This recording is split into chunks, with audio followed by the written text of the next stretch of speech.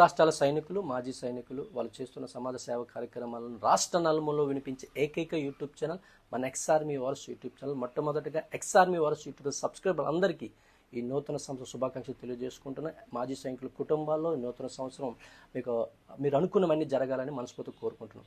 ముఖ్యంగా ఈ యొక్క వీడియో ఈరోజు చేయడానికి ముఖ్య కారణం ఏంటంటే, మన గాజువాకలో అనేక మాజీ సైనికులు ఉండడం వాళ్ళకి సంక్షేమ ఒక భవనం లేకపోవడం చాలా బాధాకరం. సో ఈ భవనం కోసం లాస్ట్ టైం అయితే మన కూటమికి సపోర్ట్ చేశాము. ఈరోజు కూటమి విజయంలో నడుస్తుంది. మన గాజువాక ఎమ్మెల్యే గారు ఆ విజయంలో కూడా మాజీ సైనికులు ఎంతో బాధ్యతగా ఒక వంతుగా ఉన్నారు. సో అది కేవలం ఒక సంక్షేమ భవనం కోసం మాత్రమే మనం వాళ్ళకి మద్దతు ఇవ్వడం జరిగింది. సో ఆ సంక్షేమ భవనం ఇప్పుడు డిలే అవుతుంది. సో మనతో కూడా మాజీ సైనికుడు రౌత్ గోవింద్ గారు ఉన్నారు. జనసేన పార్టీలో చాలా ఉత్సాహంగా పాల్గొంటారు. అనేకమైన సంక్షేమ కార్యక్రమాల్లో తన వంతు కృషి చేస్తున్నారు. సో వాళ్ళ మాటలో ఉంది, సార్ ఎందుకు మనకి మాజీ సైనికుల సంక్షేమ భవనం గాజువాకలో డిలే అవుతుంది? డిలే ముందుగా మన తెలుగు రాష్ట్రాల త్రివిధ దళాల మాజీ సైనికులు అందరికీ కూడా నా యొక్క నమస్కారాలు తెలియజేస్తూ నూతన సంవత్సర శుభాకాంక్షలు తెలియజేసుకుంటున్నాను. అంటే మన గాజువాకలో సంక్షేమ భవనం అనేది అవసరం. ఎందుకంటే ఇక్కడ ఉమ్మడి జిల్లాలో చాలా అవసరం. ఇక్కడ గాజువాక నియోజకవర్గం వచ్చేటప్పటికి ఎక్స్ సర్వీస్ మెన్ చాలా మంది ఉన్నారు. వీళ్ళకంటూ ఒక భవనం అంటుంటే అక్కడి నుంచి మన మాజీ సైనికుల ద్వారా కూడా పేద ప్రజలకు కానీ ఎవరికన్నా కూడా సేవలు చేయడానికి ఒక షెల్టర్గా ఉంటుంది. అలాగే ఎవరైతే మన సైనికులు ఉన్నారో వాళ్ళు రిటైర్డ్ అయ్యి వచ్చిన తర్వాత వాళ్ళ డాక్యుమెంటేషన్ తాలూకు దాన్ని అన్నీ చూసుకోవడానికి వాళ్ళకి గైడ్ చేయడానికి బాగుంటుంది. అలాగే ఇక్కడ యుతవంతు మహిళలకి కూడా ఏదైనా ప్రాబ్లమ్స్ వచ్చినప్పుడు లేకపోతే ఏదైనా ఇన్సిడెంట్లు జరిగినప్పుడు ఏ విధంగా స్పందించాలనేది మనకి ఒక సంక్షేమ భవనం ఉంటే అక్కడి నుంచి దాని మీద స్పందించడానికి అయితే బాగుంటుంది. తప్పకుండా నేను ఒక రాజకీయ పార్టీలో ఒక లీడర్గా ఉన్నందుకు, తప్పకుండా కూటమి ప్రభుత్వంలో లీడర్గా ఉన్నందుకు అప్పుడు మన పల్లా శ్రీని గారు మనకి మాట ఇచ్చారు, తప్పకుండా మీకు నేను భవనం ఏర్పరుస్తానని చెప్పి ఆ మాట ప్రకారం అతను అత్యధిక మెజార్టీతో గెలిచారు.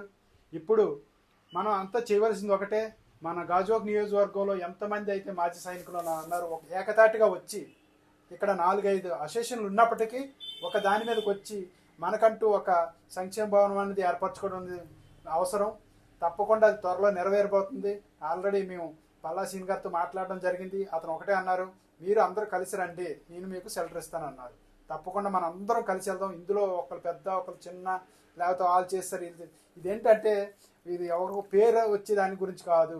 ఓన్లీ మన ఎక్స్ సర్వీస్ మ్యాన్కి ఒక సంక్షేమానికి ఒక షెల్టర్ కావాలి. అది మన మెయిన్ ఉద్దేశం. దాని మీద మేము ముందుకెళ్దాం. తప్పకుండా నేను మిగతా అన్ని అసోసియేషన్ సభ్యులతోటి కమిటీ సభ్యులతోటి మాట్లాడి కార్యాచరణ ప్రకటిస్తాం. అలాగే నాకున్న పరిచయాలతో ఏదో ఒక ఏరియాలో కార్పొరేటర్ దగ్గర మాట్లాడి ప్లేస్ని చూపిస్తాం. అలాగే ఆ విషయాన్ని మన ఎమ్మెల్యే గారి దగ్గర తీసుకెళ్తాం. పలానా దగ్గర ఉంది సార్, మాకు శాంక్షన్ చేయండి అని. తప్పకుండా అతను శాంక్షన్ చేస్తారు. దానికి కట్టే బాధ్యతలో కూడా నా వంతుగా నేను పరిచయాలు ఉపయోగించి అక్కడ ఏదైతే మన భవనానికి నిర్మాణానికి ఆర్థిక నిధులు కావాలో దాన్ని కూడా సమకూర్చే బాధ్యత నా వంతుగా కొంచెం తీసుకుంటాను. మిగతాదంతా మన అందరూ కూడా కలిసి చేద్దాం. ఏది ఇందులో నేను తీసుకున్నానని నేను కాదు, ప్రతి ఒక్కరు మీ ముందుకి ఎవరైనా రావచ్చు, తీసుకుంటాను. ఎందుకంటే ఒక మంచి కార్యం చేయడానికి అందరూ ముందుకు వచ్చినట్టు స్వాగతిస్తాం. తప్పకుండా మీరు ఈ 2025లో మనకి ఒక షెల్టర్ని నిర్మించుకోవాల్సిన బాధ్యత మన ప్రతి ఒక్క సైనికుల మీద ఉంది. ఇందులో మరొకసారి చెప్తున్నాను, ఒక్కరు పెద్ద ఒక్కరు చిన్న అని కాదు, ఒక్కరికి పేరు వస్తుందని కాదు, ఇది అంతా సమానమే. మనం కాకపోతే ఇలాంటి కార్యక్రమం చేసేటప్పుడు మన అందరూ ఒక ఏకతాటి పైకి రావాల్సిన అవసరం ఉంది. అదే మీకు రిక్వెస్ట్ చేస్తున్నాను. తప్పకుండా మీరు ఈ ఉద్దేశాన్ని అర్థం చేసుకొని మన మాజీ సైనికుల సంక్షేమ భవనానికి కృషి చేస్తారని విన్నవించుకుంటున్నాను. జై హింద్.